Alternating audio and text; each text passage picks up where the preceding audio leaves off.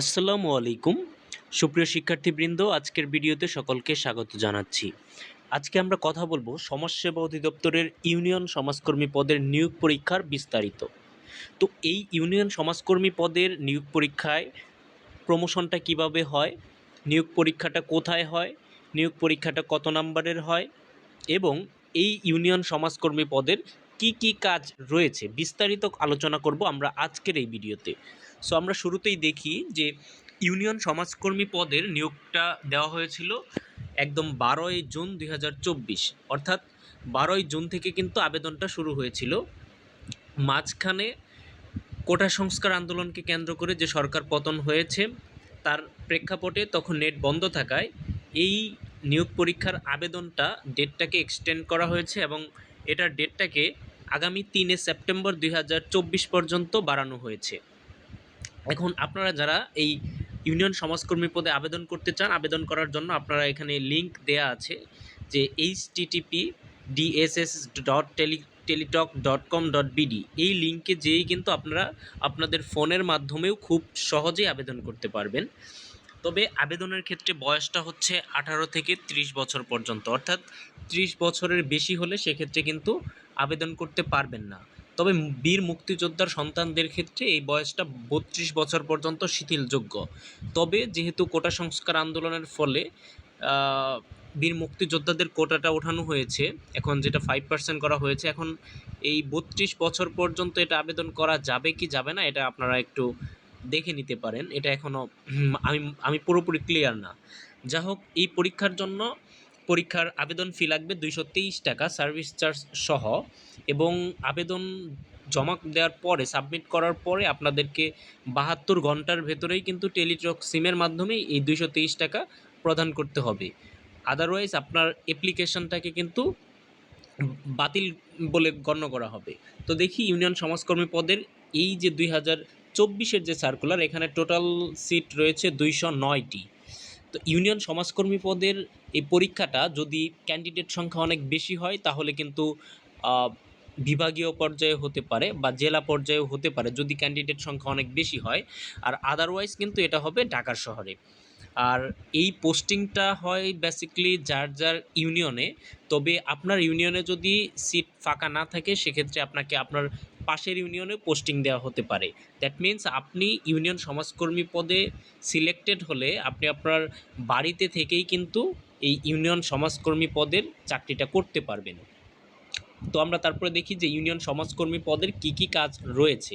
So union সমাজকর্মী basically হচ্ছে সমাজসেবা অধিদপ্তরের একদম ফিল্ড লেভেলের একজন এমপ্লয়ি, এবং তার কাজগুলো হচ্ছে, ফার্স্ট কাজটা হচ্ছে সমাজসেবা অধিদপ্তরের বিভিন্ন সেবা কার্যক্রম মাঠ পর্যায়ে বিস্তার ও বাস্তবায়ন করা।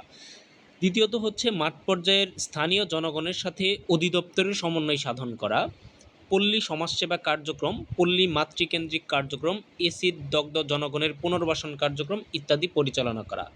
বয়স্ক ভাতা, বিধবা ভাতা, প্রতিবন্ধী ভাতা, শিক্ষার্থীদের বৃত্তি উপবৃত্তি প্রদানের কাজ পরিচালনা করা। মুক্তিযোদ্ধা ভাতা প্রদানের কাজ পরিচালনা করা।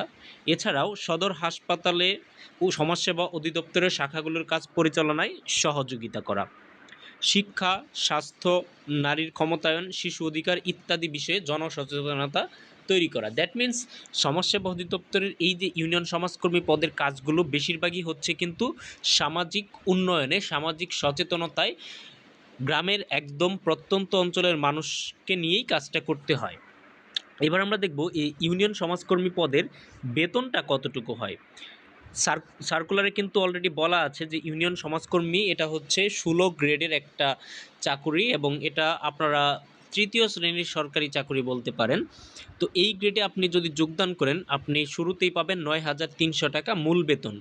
সো আপনি যেহেতু নিজ বাসা বা বাড়িতে থেকেও আপনি এই চাকরিটা করতে পারবেন, সেক্ষেত্রে কিন্তু আপনার বাসা ভাড়াটা লাগবে না। তারপরেও আপনি বাসা ভাড়া বাবদ এই মূল বেতনের 45%, দ্যাট মিন্স 4,500 টাকা বাড়ি ভাড়া পাবেন। চিকিৎসা ভাতা পাবেন 1,500 টাকা, টিফিন ভাতা পাবেন 300 টাকা। দ্যাট মিন্স আপনার টোটাল যে টাকাটা সেটা দাঁড়াচ্ছে 15,500 টাকা। আপনি ইউনিয়ন সমাজকর্মী পদে যদি সিলেক্টেড হন সেক্ষেত্রে ক্ষেত্রে আপনি নিজের বাড়িতে থেকে বাসা ভাড়া লাগবে না, তারপরেও আপনি 15,500 টাকা প্লাস আপনি স্যালারি তুলতে পারবেন। তবে সন্তান থাকলে সেক্ষেত্রে আপনি 500 করে 1,000 টাকা শিক্ষা ভাতা পাবেন এবং যাতায়াত বিল সেটা পাবেন। আর এটা হচ্ছে একটা রাজস্ব খাতভুক্ত চাকরি। আপনার ভাবার কোনো প্রয়োজন নেই যে এটা কন্ট্রাকচুয়াল জব, না, এটা হচ্ছে একটা রাজস্ব খাতভুক্ত চাকরি এবং এটার বেতনটাও সরকারি রাজস্ব খাত থেকেই দেওয়া হয়। তো এবার আমরা দেখব যে এই ইউনিয়ন সমাজকর্মী পদের পদোন্নতিটা কতটুকু হয়, আপনি পদোন্নতি পেয়ে কত দূর পর্যন্ত যেতে পারবেন। সো আমরা দেখি যে এই ইউনিয়ন সমাজকর্মী যেটা হচ্ছে আপনার পৌর হতে পারে, ইউনিয়ন হতে পারে, মহল্লা লেভেলের হতে পারে। তো এটা আপনি 5 বছর চাকরি করার পর অভিজ্ঞতায় মোট পদের শতকরা 70% ফিল্ড সুপারভাইজার পদ পদোন্নতির মাধ্যমে পূরণ করা হয়। অর্থাৎ ফিল্ড সুপারভাইজার যে পদটা রয়েছে সেখানের 70% এই ইউনিয়ন সমাজকর্মী থেকে প্রমোশনের মাধ্যমে পূরণ করা হয়। নিয়োগ বিধিমালার 34তম পৃষ্ঠায় বিস্তারিত বর্ণনা করার আছে। আপনারা যদি আরও বিস্তারিত জানতে চান তাহলে এই যে সমাজসেবা অধিদপ্তর গ্যাজেটেড কর্মকর্তা এবং নন গ্যাজেটেড কর্মকর্তা নিয়োগ বিধিমালা 2013 এটার 34তম পৃষ্ঠাতে গেলেই কিন্তু আপনারা এই ইউনিয়ন সমাজকর্মী পদের পদোন্নতি কীভাবে হয় বা আদার্স ডিটেলস আপনারা জানতে পারবেন।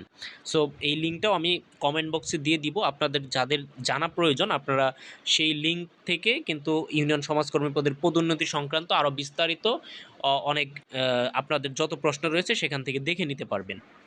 তো এবার আমরা দেখব যে পরীক্ষার মানবন্টনটা কিভাবে হয়। সো স্ক্রিনে আপনারা দেখতে পাচ্ছেন যে ইউনিয়ন সমাজকর্মী পদের পরীক্ষার মানবন্টনটা হচ্ছে বাংলা থেকে টোটাল 20টা কোয়েশ্চেন আসে এমসিকিউ, ইংরেজি থেকে আসে 20টা, সাধারণ জ্ঞান থেকে আসে 20টা, গণিত থেকে আসে 15টা। টোটাল কত হচ্ছে 20, 20, 40, 50, 60, 70, অর্থাৎ সর্বমোট এই 70 নাম্বারের কিন্তু পরীক্ষাটা হয়ে থাকে। বাংলা থেকে 20, ইংরেজি থেকে 20, সাধারণ জ্ঞান 15, গণিত 15 এবং এই যে টোটাল 70 নাম্বারের পরীক্ষাটা সেখানে আপনি বাংলার জন্য যে বাংলার বেসিক যে নবম দশম শ্রেণীর বাংলা ব্যাকরণ, সেই সাথে বাংলা বিভিন্ন কবিদের কবি পরিচিতি, ভাষা আন্দোলন কেন্দ্রিক বিভিন্ন সাহিত্য, তারপর হচ্ছে আপনার মুক্তিযুদ্ধ কেন্দ্রিক বিভিন্ন সাহিত্যগুলো পড়বেন। এগুলো পড়লে আশা করি বাংলাতে ভালো করতে পারবেন। ইংরেজির জন্য ইংলিশ ফর কম্পিটিটিভ এক্সাম বইটা পড়লে এনাফ, এর বেশি লাগে না। সাধারণ জ্ঞানের জন্য আপনারা MP3 পড়তে পারেন। আর গণিতের জন্য যে অষ্টম নবম দশম শ্রেণীর যে বোর্ড বইটা রয়েছে সেটা প্র্যাকটিস করলেই আশা করি গণিতে আপনারা ভালো নাম্বার পেতে পারবেন। সো এই নিয়োগ বিধিমালাটা অনুসরণ করেই কিন্তু টোটাল নিয়োগ প্রক্রিয়াটা সম্পন্ন করা হয় ইউনিয়ন সমাজকর্মী পদের। তো আজকের কিন্তু আমাদের টোটাল আলোচনাটা ছিল এতটুকুই। সো আমরা খুব শীঘ্রই নতুন আরেকটা ভিডিও নিয়ে হাজির হব এবং আমরা আমাদের চ্যানেলে খুব সম্প্রতি এই ইউনিয়ন সমাজকর্মী পদের বিগত বছরের যে নিয়োগ পরীক্ষাটা হয়েছে সেটার প্রশ্ন অ্যানালাইসিস করব এবং সেটার সমাধান নিয়েও আলোচনা করব খুব শীঘ্রই আমাদের এই চ্যানেলটিতে।